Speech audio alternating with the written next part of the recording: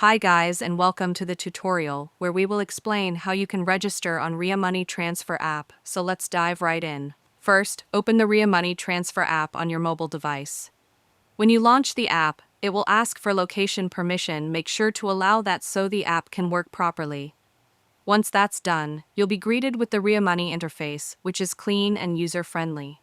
Now, look at the bottom right corner and tap on the orange register button to get started. Since RIA is a US-based app, it will ask you to confirm your country of residence. Tap Yes to select the United States as your country. If you don't do this, you won't be able to complete the registration process. Next, you'll be prompted to enter your email address and phone number. After entering both, tap Continue. On the next screen, you'll need to select your country code from a list.